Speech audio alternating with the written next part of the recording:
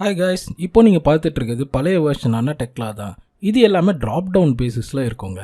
சரி, இப்போ நம்ம பார்த்துட்டு இருக்கிறது புது வெர்ஷன் ஆஃப் டெக்லா. இது எல்லாமே ஐகான் பேஸ்டு. நீங்கள் எந்த ஐகானை செலக்ட் பண்ணி F1 பண்ணாலும் ஹெல்ப் பாப்பப் ஆகும். சரி, நம்ம இப்போ ஃபைல் மெனுவில் என்னெல்லாம் இருக்குதுன்னு பார்க்கலாம். ஃபைல் மெனுவில் ஓப்பன் பண்ணுறதுலேருந்து இம்போர்ட் பண்ணுறதுலேருந்து எடிட் பண்ணுறது எல்லா டூல்ஸுமே அவைலபிளாக இருக்கும். இதை 3 பங்காக பிரிச்சுக்கலாம். ஃபஸ்ட் பார்ட்டில் பார்த்தீங்கன்னா நீங்கள் வந்து ஓப்பன் சேவ் பண்ணுறது, நியூ ஃபைல் ஓப்பன் பண்ணுறது எல்லாமே இதில் அவைலபிளாக இருக்கும்.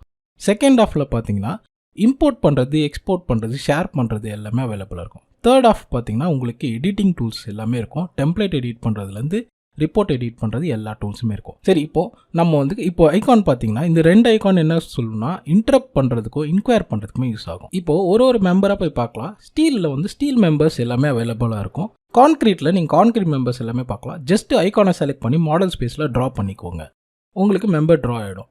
நெக்ஸ்ட் எடிட் ஆப்ஷனில் பார்த்தீங்கன்னா எடிட்டில் இருக்கிறது எல்லாமே லைன் கட்லேருந்து பார்ட் கட்லேருந்து ஸ்ப்ளிட் பண்ணுறது எல்லாமே அவைலபிளாக இருக்கும், எடிட்டிங் டூல்ஸ்.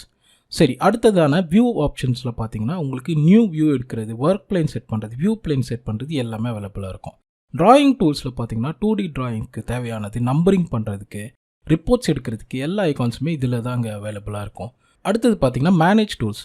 மேனேஜர் ஒரு ப்ராஜெக்டை மேனேஜ் பண்ணோன்னா அதோட ஃபேஸ் கண்ட்ரோல் பண்ணிக்கலாம், ஆர்கனைஸ் பண்ணிக்கலாம்.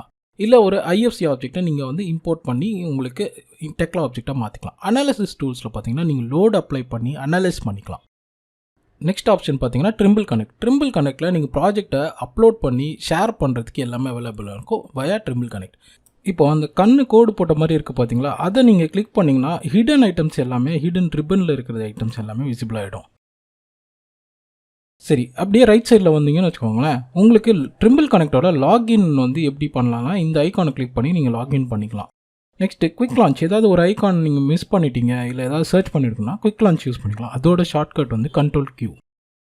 நீங்கள் அப்படியே ரைட் சைட் போயிட்டீங்கன்னா ப்ராப்பர்ட்டி பேன் வரும். இதில் வந்து நீங்கள் ஒரு மெம்பரை செலக்ட் பண்ணி அதோட ப்ராப்பர்ட்டிஸ் அப்ளை பண்ணுறது, ரெஃபரன்ஸ் ஆப்ஜெக்ட் இன்சர்ட் பண்ணுறது, அதுக்கப்புறம் மேக்ரோ கண்ட்ரோல் பண்ணுறது எல்லாமே இதில் வந்து அவைலபிளாக இருக்கும். நெக்ஸ்ட்டு அப்படியே நம்ம வந்து கீழே லெஃப்ட் சைடு பாட்டம் வந்தோம்னு வச்சுக்கோங்களேன், இது வந்து உங்களுக்கு மாடலோட ஒர்க் பிளேனை குறிக்கும். நீங்கள் எந்த இடத்துல ஒர்க் பிளேன் இருக்குது, மாடலோட ஆரிஜினில் ஒர்க் பிளேன் இருக்கா, வேறு எங்கேயாவது இருக்கான்னு. செலெக்ஷன் ஸ்விட்சஸ் வந்து நீங்கள் ஜஸ்ட் கிளிக் பண்ணிவிட்டு இதெல்லாம் ஆன் பண்ணி ஆஃப் பண்ணி செலக்ட் பண்ணிக்கலாம். ஸ்னாப் டூல்ஸை நீங்கள் வந்து என்னென்ன ஸ்னாப் டூல் வேணுமோ ஜஸ்ட் செலக்ட் பண்ணிவிட்டு நீங்கள் வந்து யூஸ் பண்ண ஆரம்பிச்சிக்கலாம்.